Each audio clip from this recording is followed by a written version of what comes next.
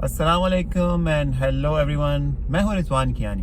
कैसे हैं आप सब लोग? ये तहरीर मुझे मेरे दोस्त आफ्ताब अयूब ने भेजी थी। तहरीर बहुत ही उम्दा है और उम्मीद है कि आप सबको पसंद आएगी। इस तहरीर के मुसन्नफ़ मुस्तनसर हुसैन तार साहब हैं और वो कुछ ऐसे लिखते हैं कि लंदन का मशहूर रॉयल अल्बर्ट हॉल तमाशाइयों से खचाखच भरा हुआ था। सबकी नजरें पर्दे पर गड़ी हुई थी।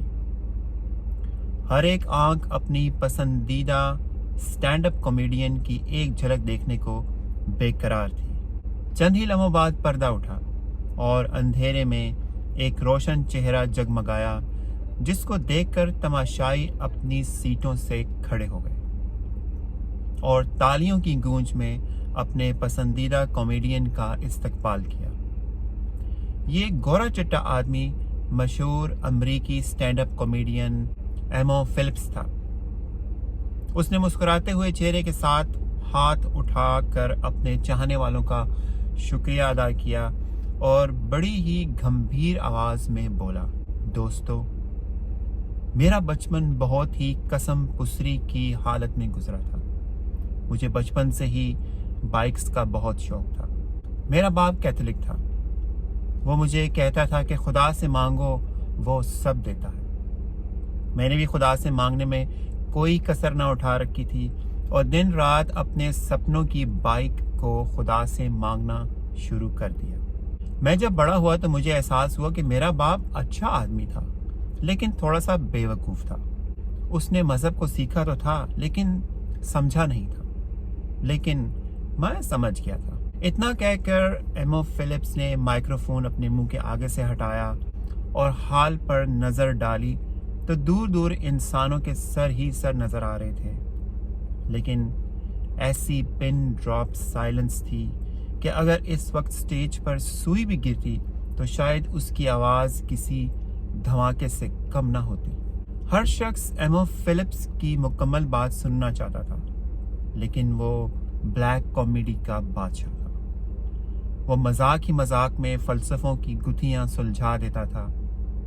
एमो ने माइक्रोफोन दोबारा अपने होंठों के करीब किया और बोला, मैं बाइक की दुआएं मांगता मांगता बड़ा हो गया, लेकिन बाइक ना मिली। एक दिन मैंने अपनी पसंदीदा बाइक चुरा ली। बाइक चुरा कर घर ले आया और इस रात मैंने सारी रात खुदा से गिड़गिड़ा कर माफ़ी मांगी और अगले दिन माफ़ी के बाद मेरा ज़मीर हल्का हो चुका था और मुझे मेरी पसंदीदा बाइक मिल चुकी थी और मैं जान गया था कि मज़हब कैसे काम करता है। इतना कहकर जैसे ही एमो फिलिप्स खामोश हुआ तो पूरा हाल कहकहों से गूंज उठा। हर शख्स हंस हंस कर बेहाल हो गया। और क्या आप जानते हैं कि इस लतीफ़े को स्टैंड अप कॉमेडी की तारीख के सबसे मशहूर लतीफ़े का आज़ाज़ हासिल है। इतना कह चुकने के बाद एमो फिलिप्स ने फिर से माइक्रोफोन होंठों के करीब किया और बोला, अगर तुम कभी किसी मालदार शख्स को खुदा से माफ़ी मांगते देखो तो याद रखना वो मज़हब से ज़्यादा चोरी पर यकीन रखता है। इतना कहकर एमो फिलिप्स पर्दे के पीछे गायब हो गया और लाखों शायकीन हंसते हंसते रो पड़े, क्योंकि ये ऐसा जुमला था जिसने बहुत सारे फ़लसफ़ों की गुत्थियां सुलझा दी थी। मैं 2 दिन से देख रहा हूँ कि वो तमाम लोग जिन पर पाकिस्तान में करप्शन, पैसा चोरी, मनी लॉन्ड्रिंग, टैक्स चोरी और मुआशी दहशतगर्दी के अदालती केस चल रहे हैं, वो सब लोग मक्का मदीना में कुरान पाक पढ़ते हुए, नमाज पढ़ते हुए, जालियों को चूमते हुए और हज़ार तरह की मनाजात करते हुए तस्वीरें खिंचवा खिंचवा कर पाकिस्तान भेज रहे हैं और लोगों से कह रहे हैं कि देखो हम कितने नेक और मजहबी हैं। हम तो हर लम्हा अल्लाह से तौबा इस्तगफार करते रहते हैं।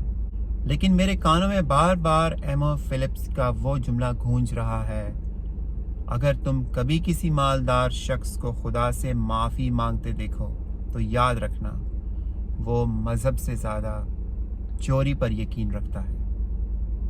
तहरीर مستنصر حسین تارڑ. اپنا خیال رکھیے. اللہ حافظ.